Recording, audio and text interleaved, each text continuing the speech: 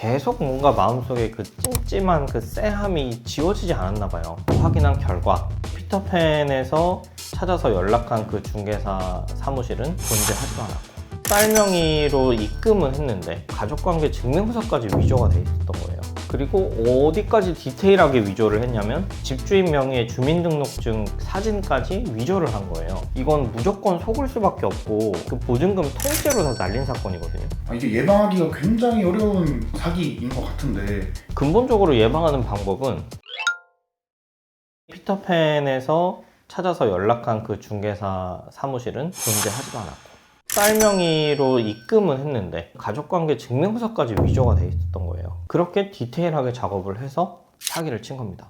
이 물건이 지금 실제로 나와 있는 건 맞고 집주인이 이 사람은 맞는데, 우리가 계약서를 이제 들이밀자 이 주민번호 뒷자리부터 모든 정보가 다 다르다. 그래서 정확하게 당했구나.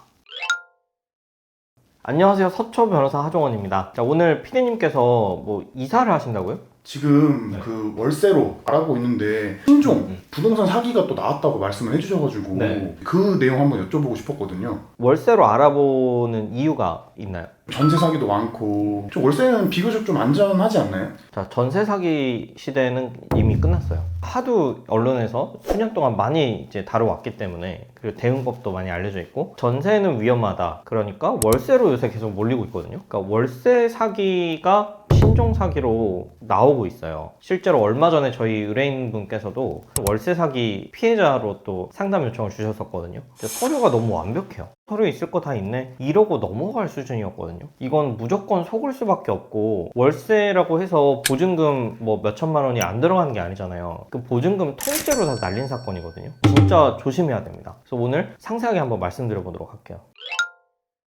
자, 일단 의뢰인분께서 자기가 월세 계약을 했는데 서류가 이게 뭐 맞냐, 가볍게 검토 요청을 주시는 줄 알고 저희는 이제 서류 검토를 해드렸어요. 근데 부동산 등기부, 계약서, 뭐 가족관계 증명서, 뭐 이런 서류들이 완벽했습니다. 그래서 개요는 이래요. 피터팬 방구학이라는 그 네이버 카페에서 마음에 드는 물건을 찾았어요. 컨디션도 깔끔하고 시세보다 심지어 싸고 신축급에 속하는 물건이었습니다. 적혀있는 대로 전화를 했어요. 전화를 받은 사람은 공인중개사였습니다. 물건을 보러 약속까지 잡았어요. 현장에 도착했는데 갑자기 중개사는 무슨 일이 있대, 못 온대. 뭐 혼자 그냥 보고 가도 된다고 했어요. 비밀번호까지 알려줘서 집을 보고 너무 마음에 들어서 이제 중개사가 알려주는 계좌로 입금을 했어요. 이제 디테일한 부분은 이제 집주인의 딸이라는 사람 계좌로 보증금을 보내달라라는 게 좀 이상은 했지만 가족관계 증명서까지 수령을 했고, 그리고 그 딸 명의 계좌로 2천만 원을 받은 거예요. 그렇게 계약이 완료가 됐습니다. 이제 이사를 들어가야 될 거 아니에요. 자, 근데 피터팬 방구하기 사이트에서 물건이 아직 안 내려가고 있는 거죠. 그래서 그때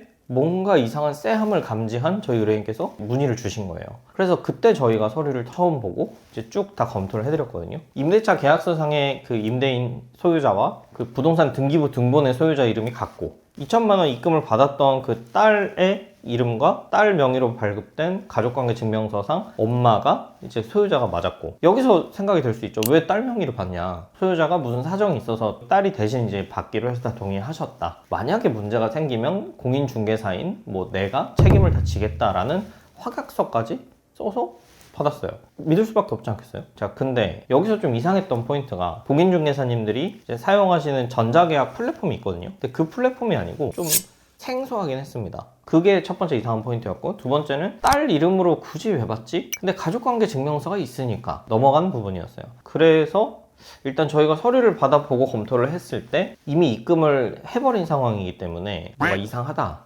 라는 의견을 드릴 수밖에 없었거든요. 이제 저희 의뢰인께서 이사 날짜를 잡고 계속 뭔가 마음속에 그 찜찜한 그 쎄함이 지워지지 않았나 봐요. 그래서 다른 부동산 사무실에 전화를 해본 겁니다. 확인한 결과 피터팬에서 찾아서 연락한 그 중개사 사무실은 존재하지도 않았고, 딸 명의로 입금은 했는데 가족관계 증명서까지 위조가 돼 있었던 거예요. 그리고 어디까지 디테일하게 위조를 했냐면 집주인 명의의 주민등록증 사진까지 위조를 한 거예요. 그 생년월일 앞자리가 등기부에 나와 있잖아요. 생년월일을 앞에다 넣고, 그리고 사진은 그 사람인지 아닌지 모르잖아요. 안 만나봤으니까. 그렇게 디테일하게 작업을 해서 사기를 친 겁니다. 이 물건이 지금 실제로 나와 있는 건 맞고 집주인이 이 사람은 맞는데, 우리가 계약서를 이제 들이밀자 이 주민번호 뒷자리부터 모든 정보가 다 다르다.